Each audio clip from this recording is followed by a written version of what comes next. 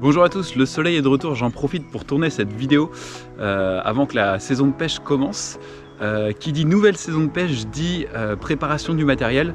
Et aujourd'hui en fait je vais regarnir... Ah, on a un petit copain. Donc je disais, préparation de la nouvelle saison de pêche. Ce que je vais faire aujourd'hui, je vais vous montrer comment garnir en fait vos moulinets en tresse de façon économique, simple et rapide. Vous savez bien que quand on a un moulinet sur lequel on peut mettre 300 mètres de tresse, on n'a pas nécessairement envie de mettre 300 mètres de tresse quand on pêche du bord. Donc le but aujourd'hui, c'est d'en mettre seulement 150 et d'utiliser en fait ce qu'on appelle du backing, donc mettre du nylon en dessous, la tresse au-dessus, de manière en fait à juste avoir la quantité de tresse dont on a besoin. Donc la première chose à faire en fait, c'est de mettre votre tresse donc en premier en dessous sur le moulinet.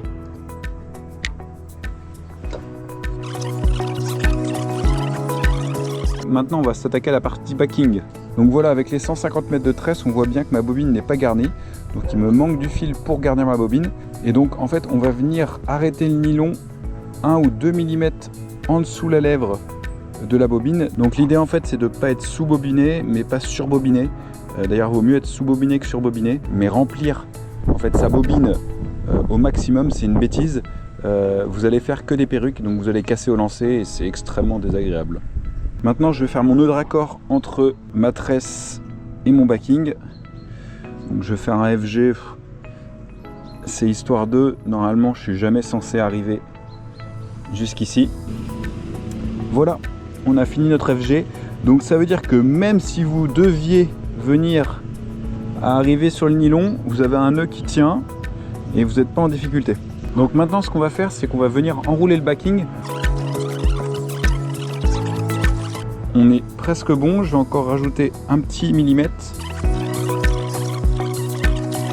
Voilà, là on est pas mal.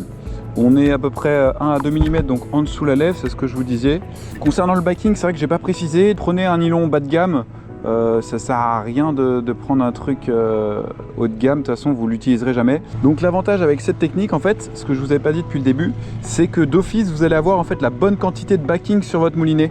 Vous n'allez pas devoir tâtonner, en mettre, vous remarquez qu'il en manque, ou inversement que vous en avez trop mis par rapport à vos 150 mètres de tresse. Avec ça, vous êtes sûr que la quantité de backing que vous avez mis est la bonne. Donc maintenant, ce qu'il nous reste à faire, en fait, c'est inverser donc, le backing et la tresse. Donc pour ça, on va remettre provisoirement le fil sur cette bobine. Faire joujou avec ça. Vous prenez du liège ou de la mousse, vous l'insérez au centre en fait de la bobine et vous la mettez donc sur un forêt, sur une visseuse, de manière à ce que quand vous appuyez, donc ensuite c'est parti, donc comme ça c'est beaucoup plus rapide.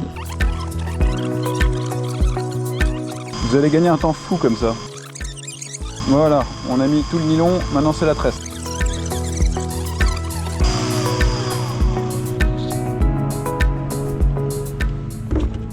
Donc on a fini la première manip.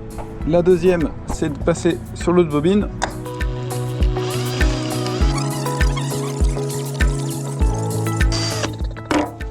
Et voilà.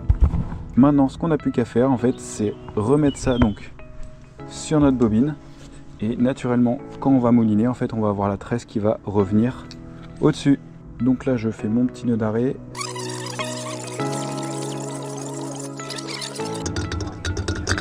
Donc voilà, c'est tout bon. On a pu donc mettre notre tresse et notre backing et arriver en fait pile poil exactement où on voulait. Donc 1 à 2 mm sous la lèvre de la bobine.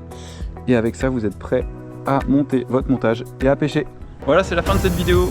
On a un moulinet avec notre tresse toute neuve, le backing en dessous, donc les 150 mètres comme on avait dit. Et donc avec une tresse qui tombe parfaitement. Si tu veux d'autres astuces comme ça, eh bien, écoute, n'hésite pas à me le faire savoir en commentaire.